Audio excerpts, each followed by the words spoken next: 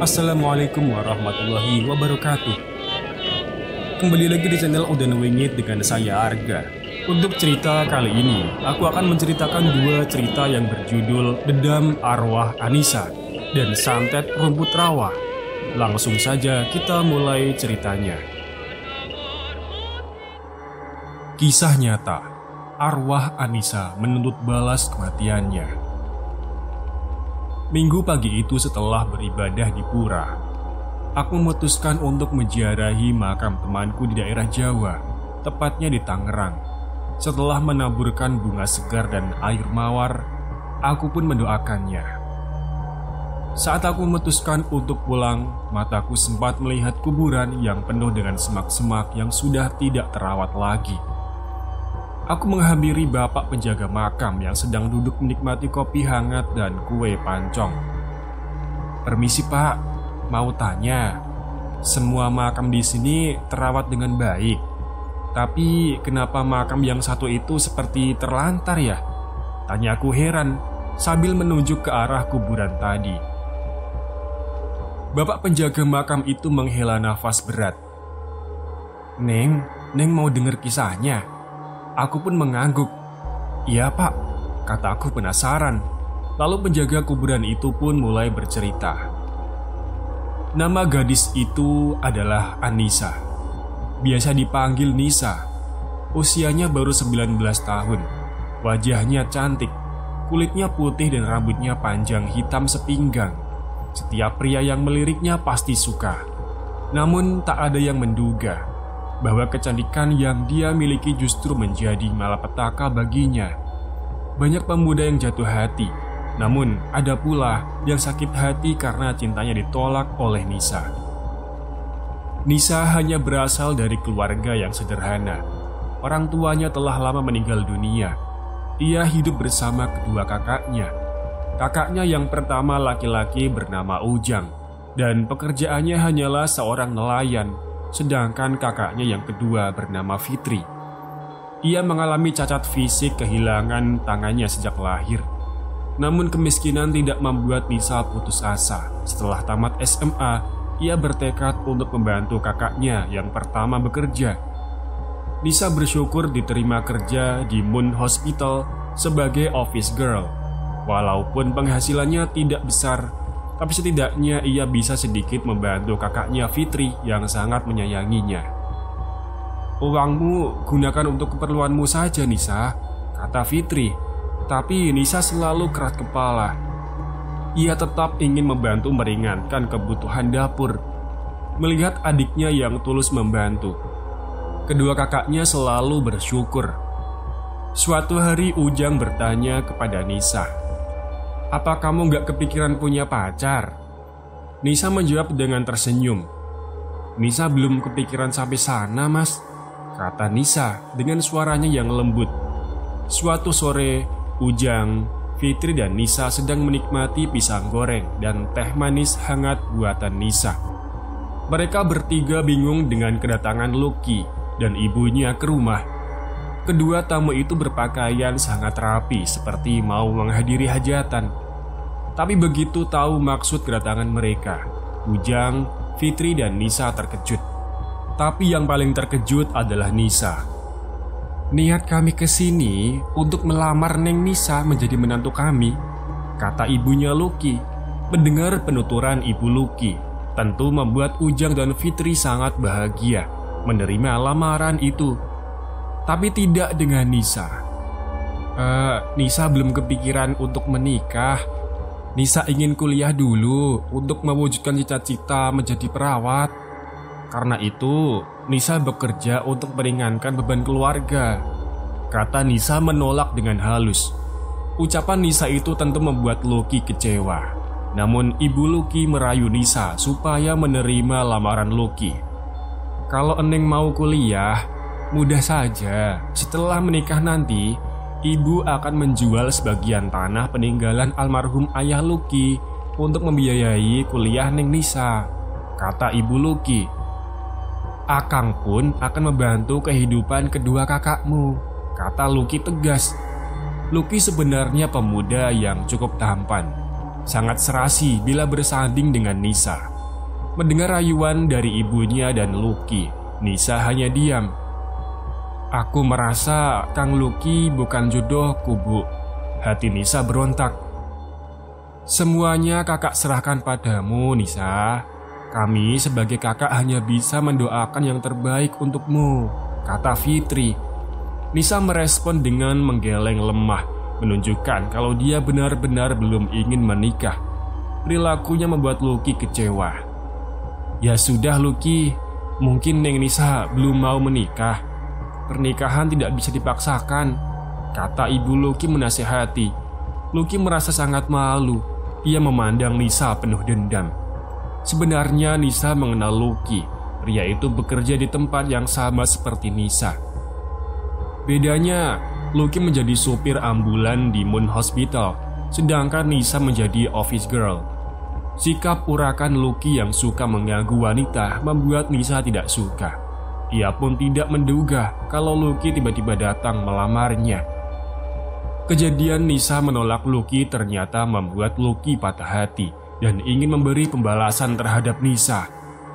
"Kalau saya tidak bisa menjadikan Nisa sebagai istri, maka orang lain pun tidak akan pernah bisa," gumam Lucky dalam hati.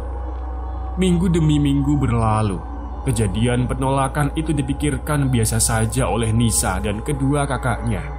Nisa pun seperti biasa melakukan aktivitasnya sebagai office girl di Moon Hospital yang jaraknya sekitar 2 km dari tempat tinggalnya. Hingga pada suatu hari, ada peristiwa yang membuat kedua kakak Nisa khawatir. "Kok sampai larut malam begini Nisa belum pulang juga ya?" tanya Fitri cemas. "Ujang, coba kamu cari Nisa," kata Fitri lagi. "Di mana kamu Nisa?" pikir Ujang ketika tiba di Moon Hospital tempat Nisa bekerja. Ujang kemudian mencari tahu ke rumah Bunga, sahabat Nisa. "Waduh Kang, Nisa sih sudah pulang dari jam 8 malam tadi," kata Bunga. "Lalu kemana ya perginya si Nisa?" batin Ujang dengan khawatir. Ternyata sampai pukul 12 malam Nisa tidak juga pulang. "Kang Asep, Akang melihat Nisa. Sudah jam segini dia belum juga pulang," tanya Ujang yang menghampiri Asep di pos ronda. "Akang juga tidak melihat si Neng Nisa. Emang perginya kemana?"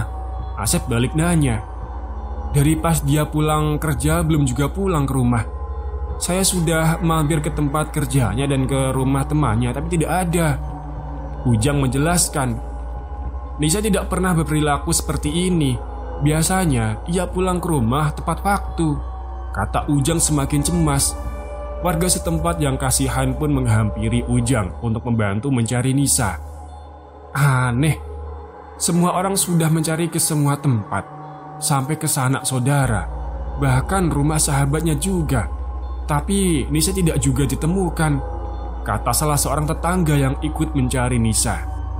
"Lebih baik kita laporkan saja kejadian ini ke polisi, Jang," saran kepala desa setempat kepada Ujang. Akhirnya, dengan ditemani oleh beberapa warga, Ujang pun melaporkan kejadian menghilangnya adiknya ini. "Kami dari pihak kepolisian belum bisa bertindak karena belum ada yang dicurigai membawa kabur Nisa." Begitulah saat Ujang melapor ke pihak berwajib. 3 hari setelah menghilangnya Nisa, desa itu mendadak menjadi heboh. Nisa telah ditemukan, tapi kondisinya sudah tidak bernafas. Menerima peristiwa itu, sulit dibayangkan betapa hancur dan sakitnya hati kedua kakaknya Nisa itu. "Adik yang begitu kusayangi ternyata ditemukan tewas dalam kondisi mengenaskan," kata Fitri di balik isak tangisnya. Badan Nisa penuh dengan luka tusukan. Lehernya terjerat seutas kawat. Dan yang lebih ironis, waktu ditemukan, tubuh Nisa dalam keadaan tidak berbusana. Fitri berulang kali pingsan karena tidak tega melihat kematian adiknya yang tragis itu. "Siapa manusia laknat yang membunuh Nisa dengan cara biadab ini?" kata Ujang tak tahan membendung air matanya. Ujang yakin Nisa diperkosa sebelum dibunuh. mayat Nisa ditemukan oleh seorang nelayan yang saat itu mau mengikat perahunya. Ia terkejut melihat sesosok mayat dalam posisi tengkurap mengambang di laut, sedangkan tangan dan kakinya terikat seutas tali. Jelas, saudari Nisa adalah korban pemerkosaan dan pembunuhan sadis, kata salah satu polisi. Berita tentang kematian Nisa pun menyebar. Bayangkan, seorang perawan desa meninggal dalam keadaan tragis, kata pembawa acara berita yang ada di televisi. Kejadian tragis itu pun menjadi perbincangan warga saat sanak familinya sedang tekun berzikir di dalam tahlilan. Dengan sembunyi-sembunyi, Ujang pergi meninggalkan rumah menjumpai seseorang di dekat laut. Orang itu memang hidup sendiri, jauh dari perkampungan, karena ia sudah lama diusir. Orang tersebut menguasai dunia ilmu hitam dan semua orang membencinya. Saat berdiri di muka pintu, Ujang memberi salam. Dari dalam keluar nenek tua berbadan kurus yang diketahui dengan sebutan Nenek Siti. "Masuk," kata Nenek Siti mempersilahkan Ujang masuk. "Aku mengerti kamu telah ditinggalkan adik tercintamu. Kamu pasti penasaran siapa yang telah melakukan perbuatan biadab itu dan ingin membalas dendam, kan?" Terka Nenek Siti, seakan-akan Nenek Siti dapat mengetahui maksud kedatangan Ujang. Ujang terhentak ketika mengetahui kekuatan Nenek Siti. Betul kata orang kampung, Nenek Siti bukanlah orang biasa. Iya, Nek, saya mau orang laknat itu mati dengan tragis juga, seperti mereka menghabisi nyawa adikku, jawab Ujang. Nenek Siti menghela nafas berat sambil membuang nafasnya perlahan-lahan. Nenek Siti kembali membuka matanya. "Nenek melihat adikmu diperkosa dan dibunuh oleh 4 orang pemuda. 1 di antaranya pria tampan, dan 3 orang lagi sepertinya orang suruhan. Tapi dalang dari semua ini adalah pria tampan itu," ucapnya dengan sorot mata merah melotot memandangi Ujang. Seluruh badan Ujang gemetar. Ia coba membayangkan dalam dirinya bagaimana penderitaan Nisa, adik tersayangnya, mencoba melawan biadab-biadab itu. Tanpa terasa, air matanya jatuh menetes. "Apa rencanamu? Mau dibunuh saja para pemerkosa dan pembunuh adikmu itu?" tanya Nenek Siti sambil tertawa. Buatnya, menghabisi nyawa orang seolah-olah kegiatan yang sangat menggembirakan. Ujang mengiyakan penuh amarah dan dendam. Untuknya tidak ada hal lain selain menuntut balas atas kematiannya Nisa, adiknya. "Saya mau mereka semua mati, Nek," cetusnya penuh dendam. Malam itu tepatnya malam Jumat Kliwon, setelah terjadi perjanjian rahasia antara Ujang dengan Nenek Siti. Mereka berdua pergi meninggalkan gubuk Nenek Siti di tengah pesisir pantai itu. Keduanya melangkah menjelajahi kegelapan malam. Lokasi yang dituju adalah tempat tanah pemakaman umum. Bulan yang cantik mengumpat di balik awan. Langit terlihat gelap tanpa ditemani bintang. Di malam yang sunyi itu, tidak ada satupun orang yang mengetahui apa yang akan dikerjakan Nenek Siti dan Ujang di tempat yang terkesan angker itu. Lolongan serigala di kejauhan sepertinya memberi sambutan selamat datang untuk mereka di tempat pemakaman umum itu. Gundukan tanah di mana Nisa dimakamkan masih terlihat merah dan basah. Nisan yang mengukir namanya masih tampak jelas. Bunga segar yang menyelimuti tanah merah itu masih mengeluarkan aroma yang wangi. Tubuh Ujang terasa gemetar. Ia bersujud di depan pusara Nisa, seakan tak bisa membendung tangisannya. Ia menangis sejadi-jadinya. "Hentikan tangisanmu dulu, Ujang. Kita masih ada kegiatan yang perlu dilakukan," ucap Nenek Siti. Matanya melotot dingin melihat nisan makam Nisa yang diam. Di dalam kegelapan malam itu, Nenek Siti memandang Ujang. "Kesinikan tangan kirimu. Cepat, Jang," tuturnya. "Untuk apa saya harus memberikan tangan kiriku, Nek?" Tanya Ujang bingung. Maka saat itu juga, tras, Nenek Siti menggigit jempol tangan kiri Ujang dengan giginya. Ujang terkejut sesaat dan darah kental menetes dari jempolnya yang luka. Loh, apa yang nenek lakukan? Tanya Ujang. Nenek Siti menekan jempol Ujang supaya darah kental itu mengalir dan menetes menyirami makam Nisa.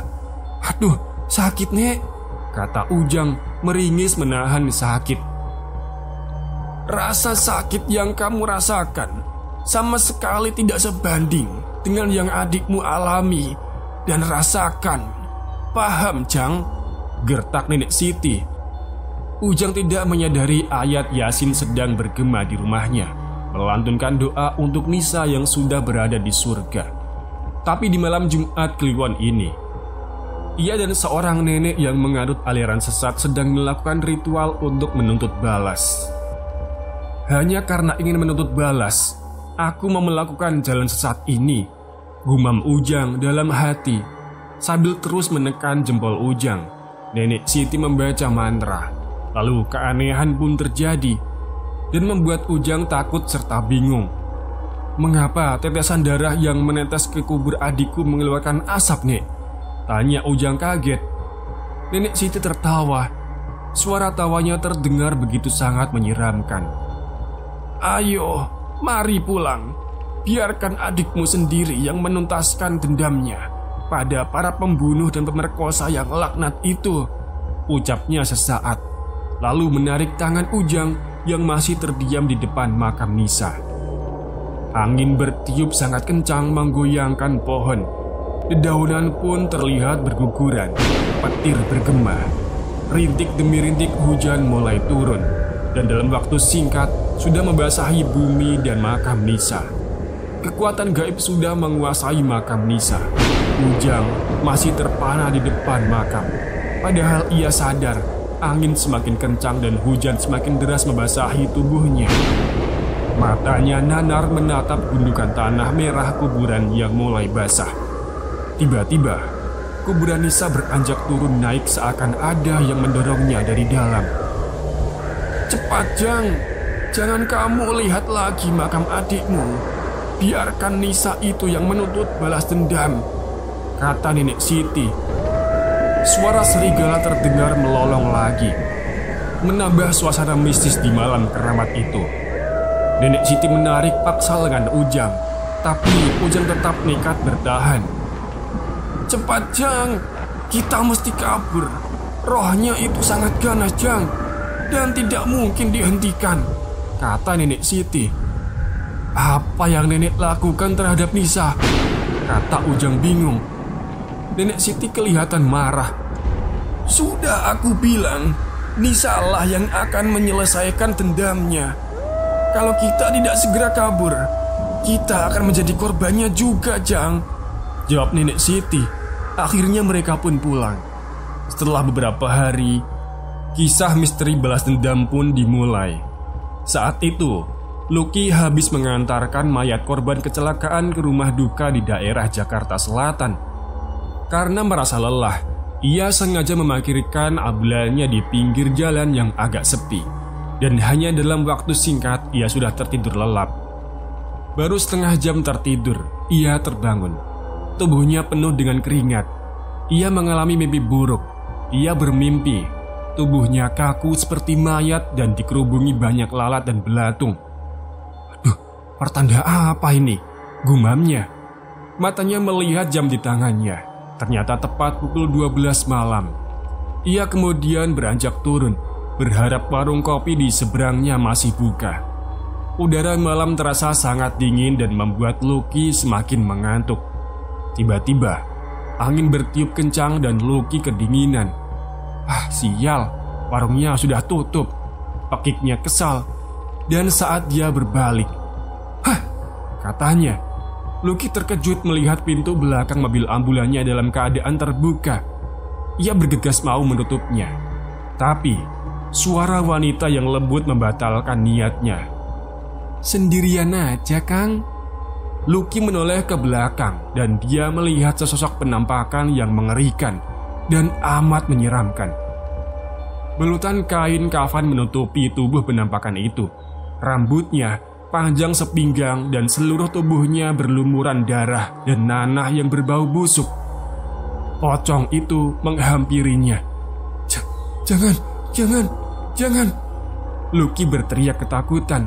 Ia menjauh. Tapi tangan yang berkuku panjang itu dengan cepat menangkap dan membawa Lucky ke hadapannya. Tangan-tangan itu menusuk jantung Lucky seakan-akan ia tahu itulah pusat yang membuat Lucky hidup. Lucky tewas tanpa mengeluarkan suara. Sejak peristiwa itu, roh Nisa terus bergentayangan menemani kesunyian malam setelah 100 hari kematiannya. Ia menemui orang-orang yang sayang kepadanya. Saat menemui kedua kakaknya, mereka langsung tidak sadarkan diri. Penampakannya sangat menyeramkan. Wajahnya yang cantik dan selalu ceria kini pucat. Tatapan matanya yang dulu berbinar kini tampak sendu. Tubuhnya pun masih berbalut kain kafan putih yang penuh lumpur. Warga di sana sangat ketakutan. Setiap malam Jumat, mayat yang dihidupkan itu membalas dendam itu menemui keluarga dan sahabatnya. Menurut beberapa warga yang secara tidak sengaja melihatnya, arwah perawan itu selalu menangis sambil terbang keliling kampung. Ada juga para nelayan yang mendengar rintihan dan lolongan minta tolong saat mereka mau mengikat perahunya di tempat mayat Nisa ditemukan. Tapi tak ada satupun yang berani menolongnya. Mereka hanya mampu mendengar dan setelah itu lari terbirit-birit. Sekalipun Nisa sudah menuntut balas, tapi arwahnya masih tetap berkeliaran di malam yang sunyi. Ia seolah-olah masih belum bisa menerima kematian yang menjemputnya tiba-tiba di saat ia masih ingin mewujudkan semua impian mulianya untuk menjadi seorang perawat.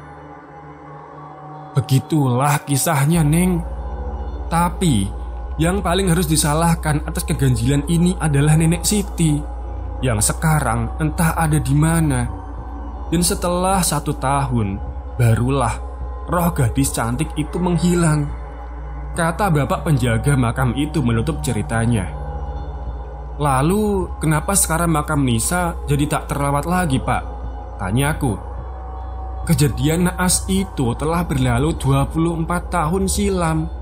Makam Nisa jadi tak terurus karena kedua kakaknya telah lama meninggal. Sementara sanak familinya yang lain sudah pindah entah kemana.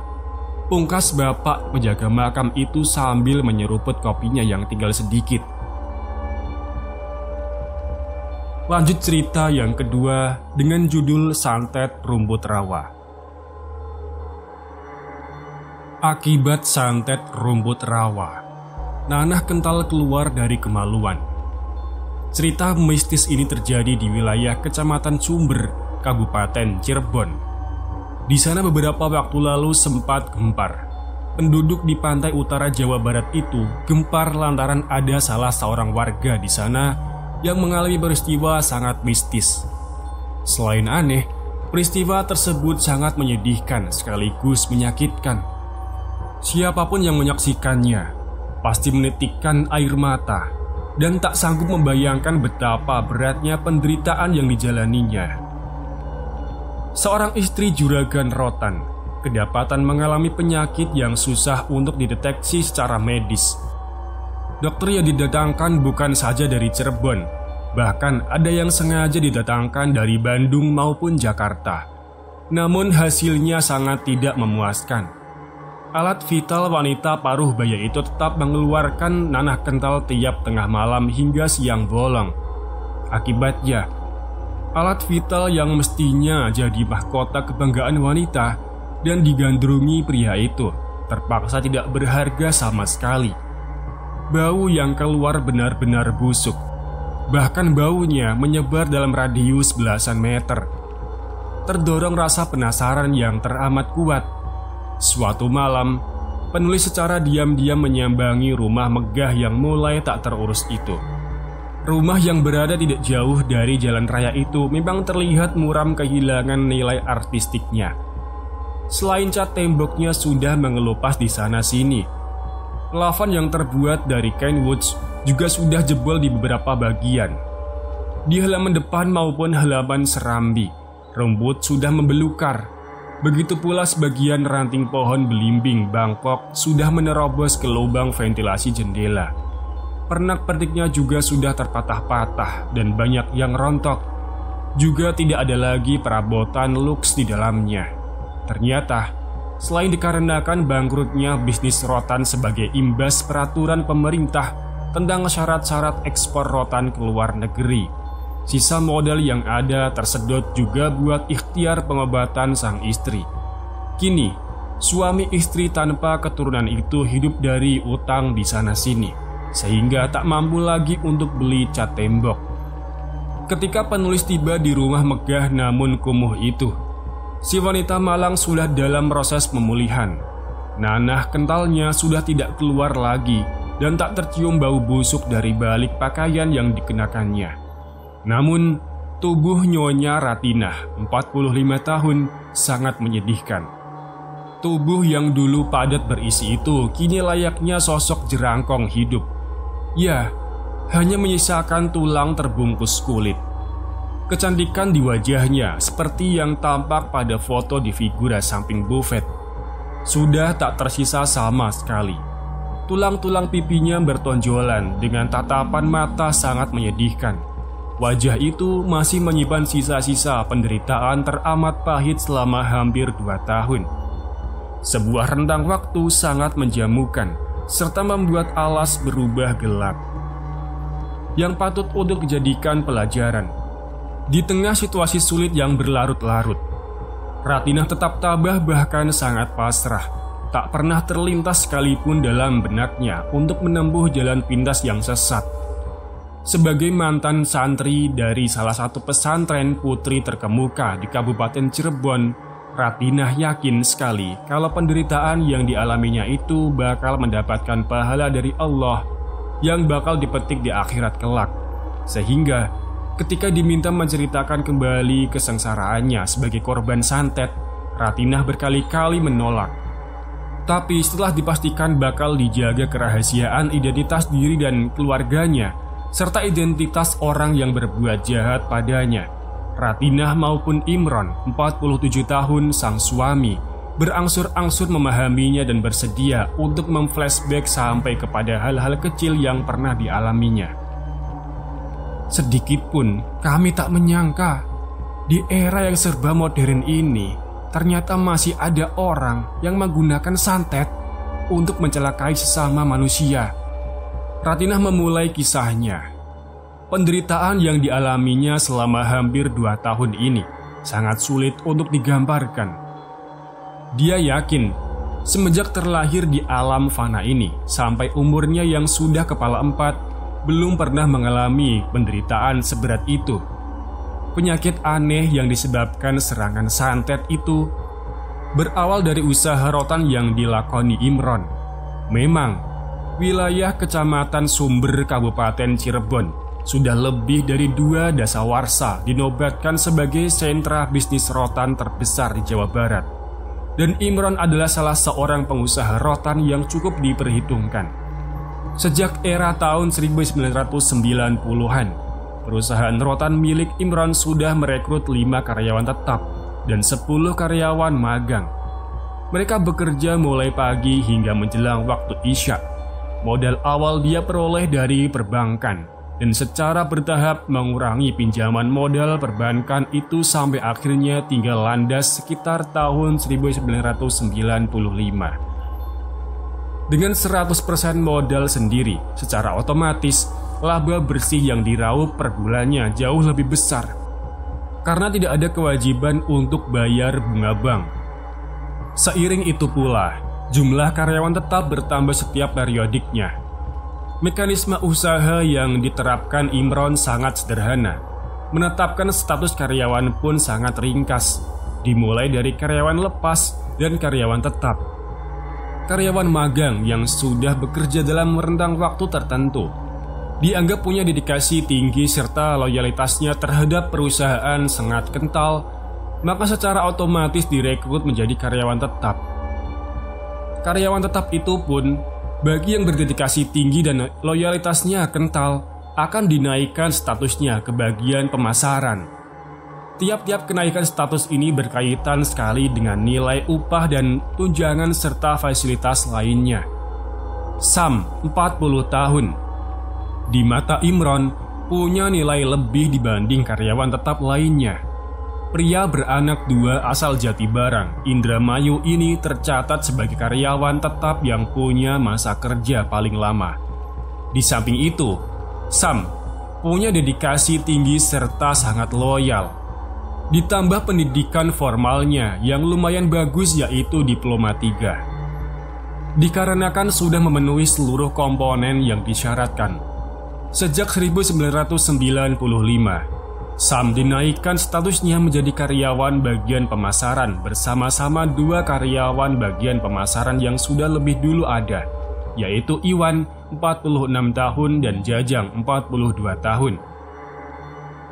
Mulai triwulan pertama, Sam kebagian tugas mengawal pengiriman rotan hingga ke pengepul besar atau perusahaan eksportir di Jakarta. Tugas tersebut terus di-rolling secara periodik.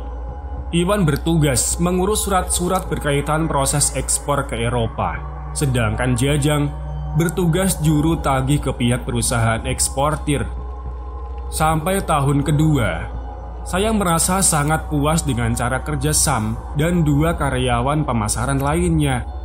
Tapi bertepatan dengan meletusnya reformasi dalam upaya menurunkan Soeharto sebagai presiden, sedikit demi sedikit ada suara-suara sumbang yang masuk ke telinga. Suara sumbang itu tertuju kepada kinerja Sam, kenang Imron. Pada awalnya, suara-suara sumbang itu hanya dianggap sentimen biasa di lingkungan sesama karyawan. Apalagi suara sumbang yang paling santer justru ditiupkan Jajang yang notabene rival Sam. Jajang mengaku kepada Imron, suatu waktu pernah menjebak Imron.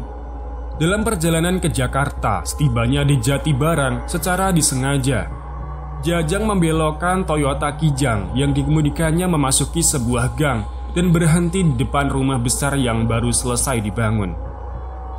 Sambil tetap duduk di balik kemudi dan hanya sedikit menurunkan kaca jendela kemudi di sampingnya, Jajang menjelaskan kepada Imron kalau rumah besar itu milik Sam. Padahal rumahnya yang dulu berada di pinggir tanggul Sungai Cimanuk. Meski sudah menyaksikan dengan mata sendiri, namun Imron berusaha untuk tetap berbaik sangka. Dalam pikirannya, mungkin Sam mampu membangun rumah sebesar itu berkat kemampuannya mengatur gaji yang diterima dari perusahaan. Atau mungkin uangnya sebagian didapat dari menjual tanah warisan. Imron tidak pernah tahu apakah Sam punya warisan atau tidak. Yang dia tahu, Sam adalah karyawan bagian pemasaran yang ulet dan lincah. Pada saat yang lain, pagi-pagi sekali Iwan sudah mengetuk pintu rumah Imron. Dengan tingkah yang gelisah dan tegang, Iwan menyampaikan laporan kepada bosnya. Sudah 2 kali pengiriman, Sam melaporkan kepada Iwan kalau kendaraannya dijarah massa di Jakarta. Secara kebetulan, dari tahun 1997 hingga 1998, pemberitaan media audiovisual dilaporkan aksi kerusuhan disertai penjarahan oleh ribuan massa di Jakarta. Atas dasar itulah, Imron tidak terlalu memikirkan laporan Iwan mengenai Sam. Di mata Imron, sampai saat itu Sam masih dianggap bersih.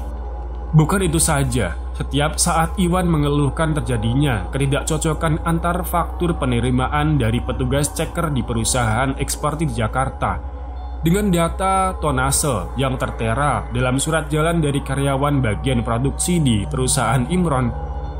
Laporan Iwan kali ini cukup menyita perhatian Imron, apalagi karyawan bagian produksi yang melakukan penimbangan sebelum dinaikkan ke atas truk bersikeras mencantumkan angka pada surat jalan sesuai dengan tonasenya. Namun, muncul dalam pemikiran Imron tentang adanya konspirasi atau tepatnya persekongkolan antara karyawan bagian produksi dengan Iwan dalam upaya menggulingkan Sam. Kali ini, Sam masih tetap bersih di mata Imron, tapi ibarat pepatah kuno, sepandai-pandainya tupai melompat, suatu saat pasti jatuh juga. Demikianlah yang terjadi pada diri Sam. Di akhir tahun 1999, tanpa diduga, datang seorang tamu mengaku karyawan perusahaan eksportir rotan dari Jakarta, kata Imron. Karyawan yang namanya dirahasiakan itu tanpa basa-basi lagi mengajak Imron untuk kerjasama usaha rotan untuk tujuan Amerika Serikat. Harga yang ditawarkan sedikit lebih tinggi dari harga yang sudah disepakati dalam kontrak kerjasama atau mau dengan perusahaan eksportir rotan yang sudah bermitra. Bagi Imron, harga yang lebih tinggi bukan sesuatu yang mengejutkan. Sesuai strategi bisnis, hal itu sangat layak dilakukan. Tapi setelah kerjasama berlangsung, harga yang ditetapkan bisa saja lebih rendah dari harga yang ditetapkan eksportir yang dulu. Tetapi, ketika mendengar ucapan karyawan itu berikutnya, seperti ada tamparan keras pada wajah Imron. Sebab, orang itu menyatakan sudah ada kecocokan dengan kualitas rotan dari perusahaan Imron. Nah, dari mana dia tahu kualitas rotan saya? Wong kenal aja belum, kenang Imron. Berusaha tidak menunjukkan sikap curiga. Imron terus mengorek informasi dari tamunya itu.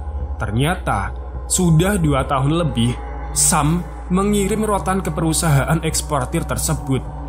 Biarpun jumlahnya sangat terbatas, kecuali pernah 2 kali mengirim secara penuh masing-masing 1 truk. Penjelasan itu sudah lebih dari cukup bagi Imron untuk menilai Sam.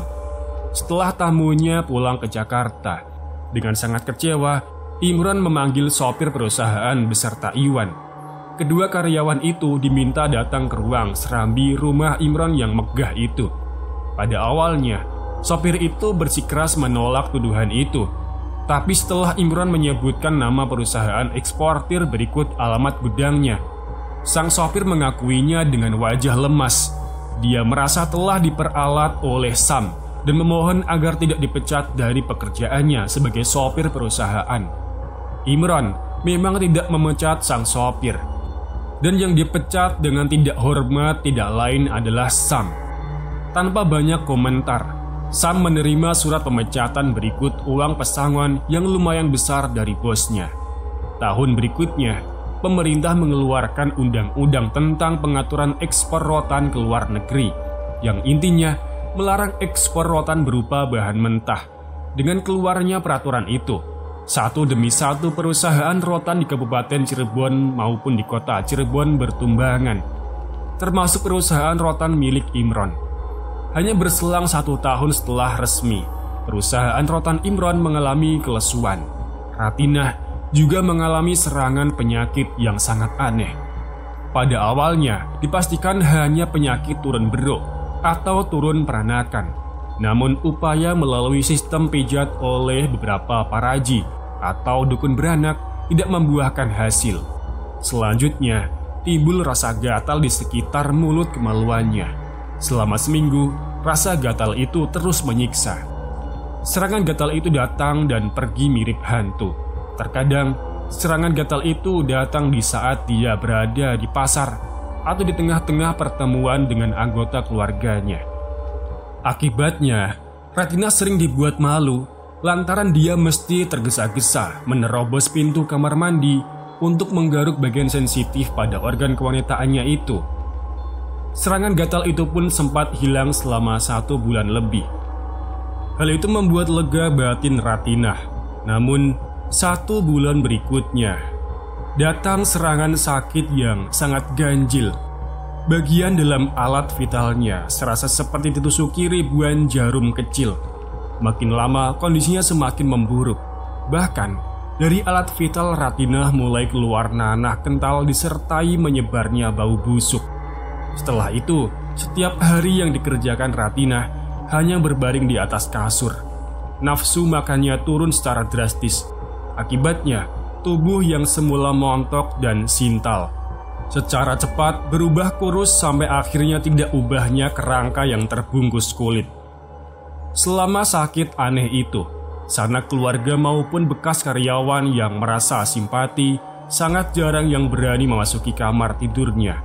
Mereka memilih duduk di ruang tamu lantaran tak tahan dengan bau busuk dari alat vital Ratinah. Dari ruang tamu pun bau busuk itu sudah tercium bahkan hingga ke serambi luar rumah. Hanya seorang diri Ratinah merasakan deraan sakit luar biasa di kamar tidurnya. Berbagai upaya penyembuhan selalu nihil. Baik melalui jalur medis maupun jalur alternatif memanfaatkan kalangan supranaturalis, sejumlah paranormal sudah didatangkan.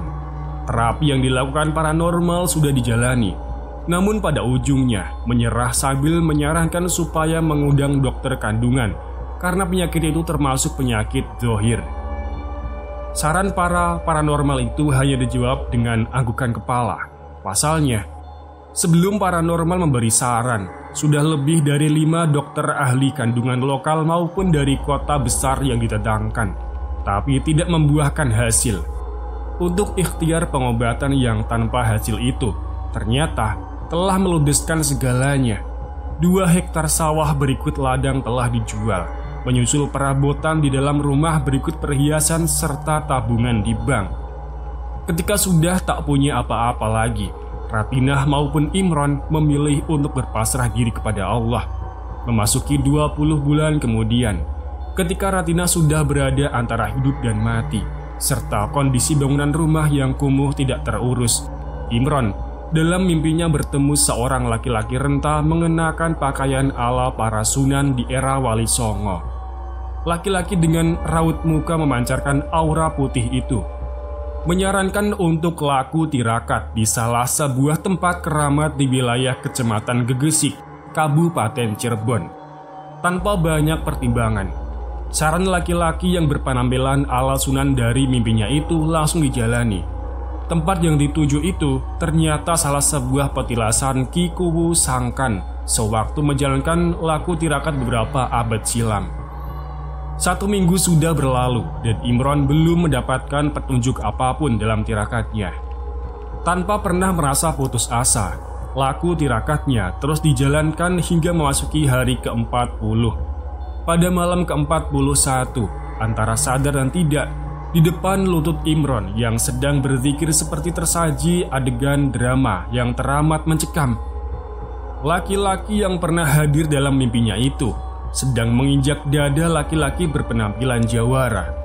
Laki-laki dengan mengenakan belangkon, baju kampret, dan celana komprang warna hitam, dalam keadaan terlentang tak berdaya. Menyaksikan adegan klimaks sebuah pertarungan itu membuat Imron ternganga tanpa suara. Lantas, laki-laki ala Sunan itu menanyakan identitas dan berbagai hal terhadap laki-laki jawara di bawah telapak kaki kanannya itu. Dengan nada sangat ketakutan serta menderita, laki-laki itu menyebutkan jati dirinya. Ternyata, dia makhluk alam gaib dengan digelari Pangeran Santet. Pangeran Santet itu pun mengaku kalau selama 20 bulan ini terus menyiksa Ratinah dengan menggunakan ilmu santet rumput rawa andalannya. Pangeran Santet menuturkan proses serangan ilmu santetnya, di mana rumput berlugut dari tengah rawa di sekitar pesisir Kecamatan Kapetakan, Kabupaten Cirebon secara rutin dimasukkan secara gaib ke dalam rahim Ratinah. Karena itulah, dari alat vital Ratinah keluar nanah kental diiringi bau sangat busuk. Atas desakan laki-laki ala Sunan, sang Pangeran Santet bersedia menarik kembali ilmu santetnya dari raga Ratinah hingga sembuh seperti sedia kala. Yang sangat mengejutkan, makhluk halus aliran hitam itu menyebutkan identitas orang yang telah memperalatnya untuk menyiksa Ratinah. Siapa lagi kalau bukan Sam? Mendengar nama Sam disebut-sebut, tanpa sadar, emosi Imron langsung memuncak. Sebelum Imron kalap dan histeris, laki-laki ala Sunan itu mengangkat kakinya dari dada Pangeran Santet sekaligus menyuruh makhluk aliran hitam itu supaya pulang kembali ke asalnya. Sepeninggalnya Pangeran Santet, laki-laki ala Sunan itu pun menyampaikan petuah bahwa apapun yang dia dengar tidak boleh dijadikan alat untuk membalas dendam. Siapapun yang menanam pasti dia yang bakal memetik buahnya. Karena petuah itulah, Imron memilih pasrah. Terlebih lagi, secara menakjubkan, penyakit menjijikan itu sudah meninggalkan alat vital istrinya. Terima kasih yang sudah menikmati cerita yang saya bawakan sampai akhir. Semoga terbawa mimpi. Wassalamualaikum warahmatullahi wabarakatuh.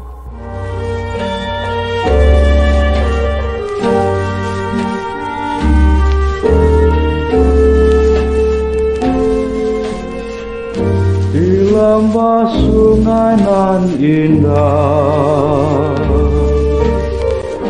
mendenging suara memecah, melengking bunyi seruling, kala sunyi hening. Gembala meniup lagu, berteduh di rumpun bambu. Irama mengiring bayung, rasa sangat pilu. Terkenang kampung halaman, sawah serta ladang.